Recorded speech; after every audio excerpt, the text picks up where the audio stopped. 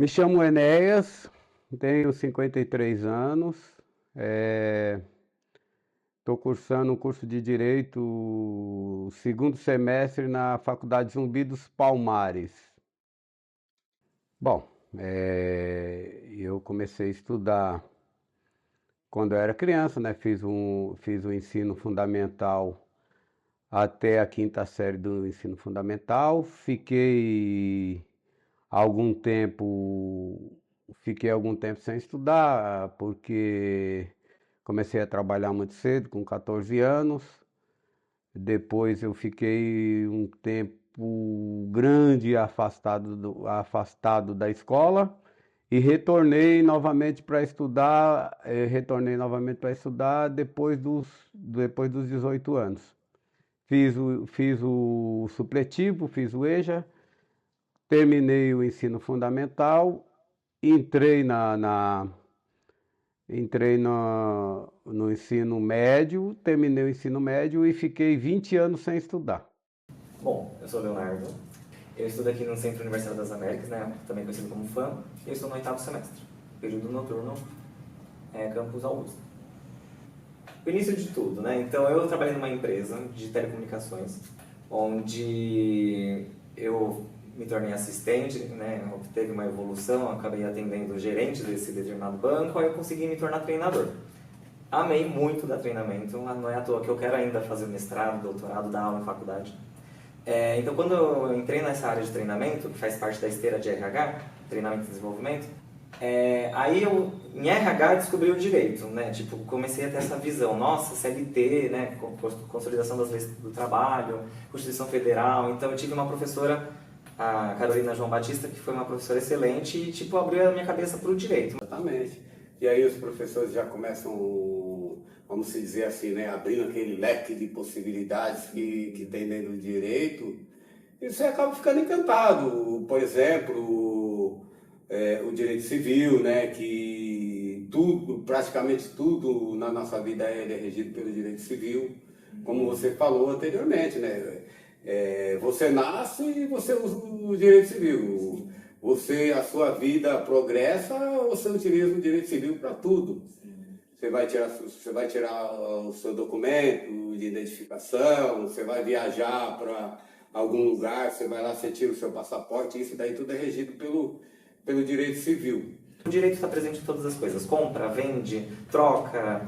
Então, todo mundo deveria, né, deve, nas escolas mesmo, pelo menos uma noção básica, a questão do direito, que é fundamental no nosso dia a dia. Então, se a gente for parar para pensar, o Brasil ele é um dos países que mais tem faculdade de direito, mais tem advogados, são mais de 1 milhão de advogados, se a gente for somar todas as OABs de todos os estados. Mas assim, são várias dimensões de direitos, né? Então existe a base, né? A liberdade, a igualdade, a fraternidade, que vem da Revolução Francesa. Os direitos foram caminhando junto com revoluções.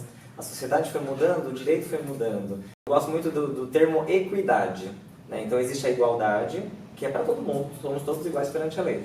Mas existe a equidade, nem todo mundo tem as mesmas oportunidades, as mesmas necessidades. Então eu gosto muito de uma imagem que acabou se tornando clichê já, que é um campo de futebol, onde tem um muro e 3 pessoas querendo ver esse jogo. Só que cada um tem uma altura diferente. Então cada um precisou de um banquinho diferente para enxergar o jogo. Então a pessoa mais alta, ela consegue ver sem banquinho. Aí tem uma pessoa média e uma pessoa menor. E cada um tem um banquinho de uma altura diferente. Então todos têm a igualdade de ver o jogo, mas nem todos têm ali a mesma necessidade de conseguir enxergar o jogo. Então, isso a gente começa a ver no dia a dia. Então, E quando se fala de equidade, nós vamos ver que além de ter pessoas que voltaram já com uma certa idade, né? Eu, por exemplo, na minha sala, eu sou o segundo aluno mais velho. Fora eu tenho o Sergião, né? O Sergião tem 72 anos. olha, 72, ele tem 72, eu tenho 53. Abaixo de mim, aí é 40, é 37, é 32, entendeu? sabe o que eu lembrei? Que muita gente que a gente cita o tempo todo acabou fazendo sucesso mesmo, e começando ali a sua carreira de sucesso mesmo, a partir dos 40, 50, 60. Então eu costumo brincar que antes tarde do que mais tarde. Porque eu nunca eu tenho um peso muito grande. Ai, nunca, sabe? Então, assim, eu nunca digo nunca. Parece clichê, mas é verdade. Então eu tive muita dificuldade, tive não, né? Tô tendo, né? Muita dificuldade em administrar isso daí na minha vida universitária, né? Porque na questão, por exemplo, que a gente estava falando sobre os trabalhos que a gente precisa usar as normas da ABNT, algumas vezes eu tive no dilema, pô, utilizo utilizo o chat GPT, não utilizo, vou montar ali uma estrutura ali os alunos costumam falar, né, que é tipo um esqueleto, né, que eu para mim eu tenho achado assim meio chato essa questão da tecnologia, né, porque inicialmente, quando comecei o curso, né, eu gostava não, eu gosto até hoje de usar muito a escrita, né? Gosto muito da escrita. A minha sala, como você já tinha falado, a sala começa com 100 alunos, né? 100 alunos, todo mundo empolgado e tal, e aí vai passando os dias e esses alunos eles vão vendo algumas dificuldades em relação ao curso, algumas coisas eles não conseguem absorver, outras imaginam que seriam totalmente diferentes, acho que imaginariam que seria uma coisa bem mais fácil e acabam desistindo. Que nem nós começamos numa sala de aula que tinha 100 alunos, hoje nós estamos com cerca de 30 alunos. Sim, deve ser pra minha vida. No meu caso, você vê, eu estou fazendo essa universidade, entrei nesse curso universitário, para realizar um sonho de infância e também, né, para ser, vamos dizer assim, da minha família, da minha geração ali, entre meus irmãos, o primeiro a tentar, vamos dizer, eu estou dizendo tentar porque ainda não terminei ainda, não cheguei ainda no Mas término o primeiro passo é fundamental. não cheguei no término dessa faculdade, mas espero terminar, concluir ela. Vou ser uma das primeiras pessoas da minha família a conseguir esse feito, entendeu? Sim. Então isso aí para mim também já é uma questão de realização, né? Isso vai trazer uma autoestima muito boa, né, para minha vida. Um exemplo grande para o meu filho, né, que também está fazendo parte dessa entrevista aqui, que nós estamos conversando, entendeu? Sim. Então isso para mim é tudo, né, cara? É tudo na minha vida, tudo na minha vida. Meu nome é Maria Aparecida, tenho 51 anos, fiz faculdade de pedagogia, terminei em 2015, 15, 16, acho que foi 15. 16. Meu nome é André, fiz pedagogia e eu terminei em 2011, a minha pedagogia. A minha formação, eu sou da época do primário, ginásio e colegial. Era outra terminologia, né? Não era ensino básico e como é hoje, Fundi 1, Fundi 2, ginásio. A minha formação de início, então eu fiz EMEI, fiz educação básica, fiz até o colegial normal, como todo mundo. A questão é que na minha época, para você fazer uma faculdade, as políticas públicas eram completamente diferentes de que hoje, o acesso era diferente. Então, para eu poder fazer uma faculdade, demorou. Entrei para fazer a faculdade, casado, com filhos, isso não é empecilho, mas é um dificultador para você fazer. E a ideia era essa, se formar para atender uma necessidade profissional. Na faculdade, eu pude trabalhar como coordenador pedagógico por um tempinho, porque também era um quesito necessário para ser diretor, para ser coordenador, tinha que ter o ensino superior. E hoje eu estou como assistente de direção, saí da sala de aula, mas fui para a gestão.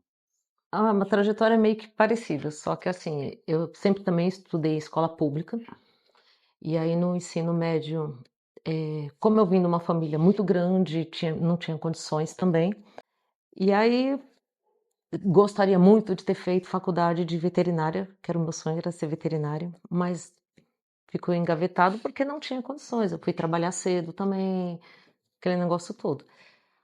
Um dos motivos que iniciou a gente a esse documentário foi um caso que aconteceu em março de 2023, onde uma estudante que do primeiro ano do curso de biomedicina no interior de São Paulo sofreu deboche quase público de outras 3 alunas da mesma turma, falando frases como ela é velha demais, não devia nem estar aqui, não sabe nem editar um texto, ligar um computador, coisas desse tipo. De vocês, de educadores, como que acho que pode se tratar desse ingresso de alunos, ou então a permanência de alunos mais novos também? Como que vocês lidam com isso no ambiente profissional de vocês? Eu acho que a questão aí, vendo pelo lado da educação, no qual eu trabalho, que tipo de sociedade que está sendo formada? Ou que tipo de sociedade que está sendo exposta? Ou que tipo de sociedade que está dando a cara? Porque a história é cíclica. Aquela história, o mundo dá voltas. Então a história se repete, ela é cíclica. Então hoje com a questão da internet, as coisas são muito rápidas. Então as coisas são muito efêmeras, elas são muito descartáveis. Mas o ser humano não é descartável. E aí a hora que você coloca uma situação de que uma pessoa de 44 anos não tem mais nenhum valor, e aí eu não estou falando valor financeiro, produtivo, eu estou falando de valor num conceito mais amplo na palavra. Você expõe que tipo de sociedade está sendo formada, ou se formou. Historicamente, a gente saiu de um estado militar, onde tudo era proibido, onde tudo era fechado, nada era permitido, mas para uma porcentagem da população era permitido, era possível sim. E a sua maioria não. E aí nós veio a questão dos direitos sendo adquiridos, uma nova concepção de uma nova sociedade mais libertadora, mais cívica no sentido de liberdades individuais.